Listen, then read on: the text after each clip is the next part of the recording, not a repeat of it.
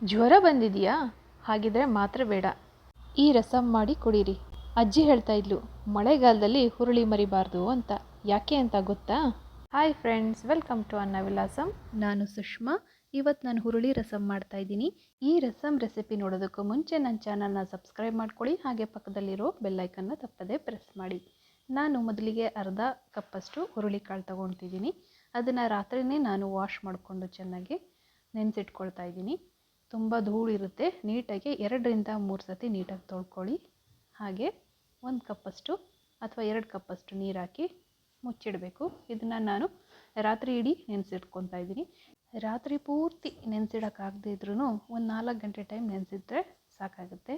ನೋಡಿ, ಈ ರೀತಿ ಚೆನ್ನಾಗಿ ನೆನೆದಿರಬೇಕು. ಈಗ ನಾನು ಕುಕ್ಕರ್ಗೆ ಹುರುಳಿಕಾಳನ್ನ ಬೇಯಿಸ್ಕೊಳ್ಳೋಕ್ಕೆ ಹಾಕ್ಕೊಳ್ತಾ ಇದ್ದೀನಿ. ನೆನೆಸಿ ಬೇಯಿಸೋದ್ರಿಂದ ಹುರುಳಿ ಕಾಳು ಚೆನ್ನಾಗಿ ಕಟ್ಟಿನ ರಸ ಬಿಡುತ್ತೆ. ಒಂದು 4-5 ವಿಷಲ್ ಮಾಡಿಸ್ಕೊಳ್ಬೇಕು. ಹುರುಳಿಕಾಳು ಚೆನ್ನಾಗೇ ಬೇಯಬೇಕು ಮೆತ್ತಗೆ. ಆ ರೀತಿ ಬೇಯಿಸ್ಕೊಳ್ಳೋದ್ರಿಂದ ಚೆನ್ನಾಗಿ ರಸಂ ರುಚಿಯಾಗುತ್ತೆ. ಈಗ ನಾನು ದೊಡ್ಡ ಗ್ಲಾಸ್ನಲ್ಲಿ 2 ಗ್ಲಾಸಷ್ಟು ನೀರು ಹಾಕ್ಕೊಳ್ತಾ ಇದ್ದೀನಿ. ಈಗ ಟೊಮೆಟೊ 2 ಮೀಡಿಯಮ್ ಸೈಜಿಂದು ದೇಸಿ ಟೊಮೆಟೊ, ಹುಳಿ ಟೊಮೆಟೊ ಹಾಕ್ಕೊಳ್ಳಿ. ಹಾಗೆ ರುಚಿಗೆ ತಕ್ಕಷ್ಟು ಉಪ್ಪು, ಸ್ವಲ್ಪ ಅರಿಶಿನ, 1 ಚಿಕ್ಕ ಸ್ಪೂನಷ್ಟು ಅರಿಶಿನ ಹಾಕ್ಕೊಳ್ಳಿ. ಚೆನ್ನಾಗಿ ಮಿಕ್ಸ್ ಮಾಡ್ಕೊಳ್ಳಿ. ನನಗಿಲ್ಲಿ ಇನ್ನೊಂದು ಅರ್ಧ ಕಪ್ ನೀರು ಬೇಕಾಯಿತು ಅಂತ ಅನ್ನಿಸ್ತು, ಹಾಗಾಗಿ ಹಾಕ್ಕೊಂಡಿದ್ದೀನಿ. ಟೊಮೆಟೊ ಅರ್ಧ ಭಾಗನಾದರೂ ಮುಳುಗಿರಬೇಕು. ಈಗ ನಾನು ಕುಕ್ಕರ್ ಲಿಡ್ನ ಕ್ಲೋಸ್ ಮಾಡಿ ವಿಷಲ್ ಮಾಡಿಸ್ಕೊತಾ ಇದ್ದೀನಿ, ಒಂದು 3-4.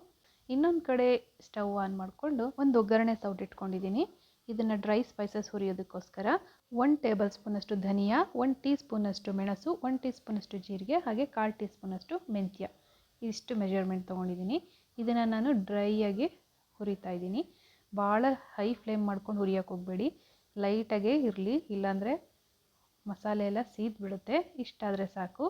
ಈಗ ಇದನ್ನು ಕಲ್ಲಲ್ಲಿ ಹರ್ಕೊಳ್ತಾ ಇದ್ದೀನಿ. ಮಿಕ್ಸಿನಲ್ಲೂ ಹಾಕ್ಕೊಂಡು ಪೌಡ್ರು ಮಾಡ್ಕೊಳ್ಬೋದು, ಆದರೆ ಇದು ಸ್ವಲ್ಪ ಕ್ವಾಂಟಿಟಿ ಇದೆಯಲ್ಲ, ಹಾಗಾಗಿ ನಾನು ಕಲ್ಲಲ್ಲಿ ಹರ್ಕೊಳ್ತಾ ಇದ್ದೀನಿ. ಕಲ್ಲಲ್ಲಿ ಪೌಡರ್ ಮಾಡೋದ್ರಿಂದ ತುಂಬ ರುಚಿಯಾಗಿರುತ್ತೆ, ಅದಕ್ಕಾಗಿ ನಾನು ಕಲ್ಲಲ್ಲಿ ಪೌಡ್ರ್ ಮಾಡ್ಕೊಂಡಿದ್ದೀನಿ.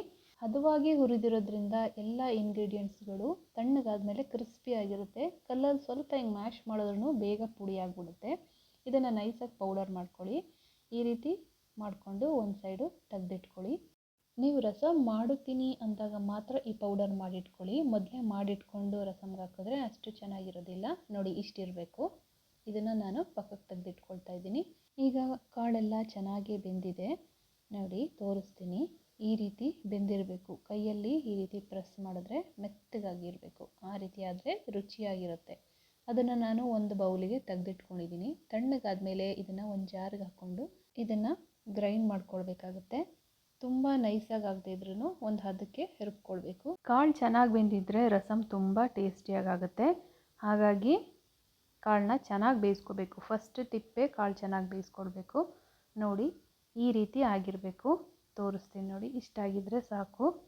ನೋಡಿ, ಈ ಥಿಕ್ನೆಸ್ ಇರಬೇಕು. ಜ್ವರ ಬಂದಾಗಲಂತೂ ಈ ರಸಮ್ಮು ಒಂದು ಒಳ್ಳೆ ರೆಸಿಪಿ ಅಂತಲೇ ಹೇಳ್ಬೋದು.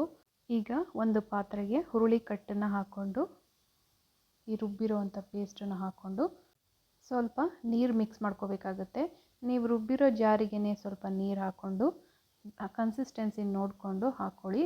ತುಂಬ ಗಟ್ಟಿ ಇರಬಾರ್ದು, ಇದು ನೀರಾಗಿರಬೇಕು, ಕುಡಿಬೇಕಲ್ಲ, ಹಾಗಾಗಿ ನೋಡಿಕೊಂಡು ನೀರು ಮಿಕ್ಸ್ ಮಾಡ್ಕೊಳ್ಳಿ.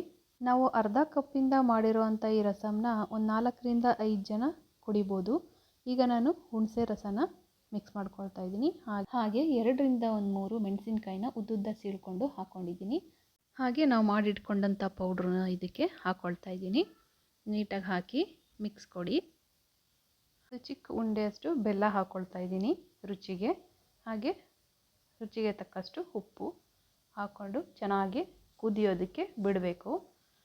ಇನ್ನೊಂದು ಟಿಪ್ ಏನಂತ ಅಂದರೆ, ಹುರುಳಿಕಾಳನ್ನ ಯಾವುದೇ ಕಾರಣಕ್ಕೂ ಹುರಿಬೇಡ್ರಿ, ಹಾಗೆ ನೆನೆಸಿ ಮಾಡಬೇಕು. ನೀವು ಹುರಿದು ಮಾಡಿದ್ರೆ ರಸಮ್ಮು ಗಟ್ಟಿಯಾಗಿಬಿಡುತ್ತೆ. ಈಗ ನಾನು ಸ್ವಲ್ಪ ಕರ್ಬೇವಿನ ಸೊಪ್ಪನ್ನ ಆ್ಯಡ್ ಮಾಡ್ಕೊಳ್ತಾ ಇದ್ದೀನಿ. ಚೆನ್ನಾಗಿ ಕುದಿ ಬರ್ತಾ ಇದೆ ರಸಮ್. ಈಗ ನಾನು ಇನ್ನೊಂದು ಸೈಡು ಒಗ್ಗರಣೆಗೆ ಹಾಕ್ಕೊಳ್ತಾ ಇದ್ದೀನಿ. ಒಗ್ಗರಣೆ ಸೌಟ್ ಇಟ್ಕೊಂಡು ಒಂದು ದೊಡ್ಡ ಟೇಬಲ್ ಸ್ಪೂನಷ್ಟು ತುಪ್ಪ ಹಾಕ್ಕೊಳ್ಬೇಕು. ಹಾಗೆ 1-2 ಟೀ ಸ್ಪೂನಷ್ಟು ಸಾಸಿವೆ, ಹಾಗೆ ಸ್ವಲ್ಪ ಇಂಗು. ಮೆಜರ್ಮೆಂಟು 1/4 ಟೀ ಸ್ಪೂನಷ್ಟು ಅಷ್ಟೇ ಸಾಕು, ಜಾಸ್ತಿ ಬೇಡ. ರಸಮ್ ಪರಿಮಳ ಬರೋದಕ್ಕೆ ಇಂಗೆ ಮೇನ್ ಕಾರಣ. ಹಾಗಾಗಿ ಇಂಗನ್ನ ಮಿಸ್ ಮಾಡಬೇಡಿ. ಹಾಗೆ ಒಂದೆರಡು ಒಣಮೆಣಸಿನ್ಕಾಯಿ, ಒಂದು ಅರ್ಧ ಈರುಳ್ಳಿ. ಇದಕ್ಕೆ ಸಾಂಬಾರು ಈರುಳ್ಳಿ ಹಾಕಿದ್ರೆ ತುಂಬ ಚೆನ್ನಾಗಿರುತ್ತೆ. ನನ್ನ ಹತ್ರ ಅದಿರಲಿಲ್ಲ, ಹಾಗಾಗಿ ಹಾಕೋಕ್ಕಾಗಿಲ್ಲ. ಹಾಗೆ ಒಂದೆರಡು ಕಡ್ಡಿ ಕರಿಬೇವೆಲೆ. ಒಗ್ಗರಣೆ ಮಾಡಿ ತಕ್ಷಣ ರಸಮ್ಗೆ ಹಾಕಿಬಿಡಿ. ತುಪ್ಪದಲ್ಲಿ ಒಗ್ಗರಣೆ ಮಾಡಿರೋದ್ರಿಂದ ಒಳ್ಳೆ ಘಮ ಬರುತ್ತೆ. ಕೊನೆಯದಾಗಿ ಒಂದು 1/4 ಕಪ್ಪು ಕೊತ್ತಂಬರಿ ಸೊಪ್ಪು ಸಣ್ಣದಾಗಿ ಹೆಚ್ಚಿ ಹಾಕಿಬಿಡಿ. ಕೊತ್ತಂಬರಿ ಸೊಪ್ಪು ಹಾಕ್ತಿದ್ದಂಗೆ ಇನ್ನೂ ಘಮ ಹೆಚ್ಚಾಗುತ್ತೆ. ನೋಡಿ, ಇಷ್ಟು ತೆಳ್ಳಗಿರಬೇಕು.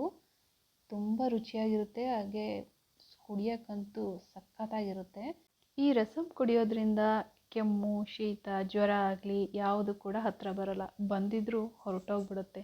ಅದಕ್ಕೆ ಅನಿಸುತ್ತೆ ಹಳೆ ಕಾಲದಲ್ಲಿ ಅಜ್ಜಿಗಳು ಹೇಳ್ತಾ ಇದ್ದಿದ್ದು, ಮಳೆಗಾಲದಲ್ಲಿ ಹುರುಳಿಕಾಳನ್ನ ಮರಿಬಾರ್ದು ಅಂತ. ಯಾಕೆ ಅಂತ ಗೊತ್ತಾಯ್ತಾ? ಈ ರೆಸಿಪಿ ನಿಮಗೆ ಇಷ್ಟ ಆಯಿತು ಅಂತ ಅಂದ್ಕೊಳ್ತೀನಿ. ಇಷ್ಟ ಆಗಿದ್ದರೆ ಲೈಕ್, ಶೇರ್, ಕಮೆಂಟ್ ಮಾಡೋದನ್ನು ಮರಿಬೇಡಿ.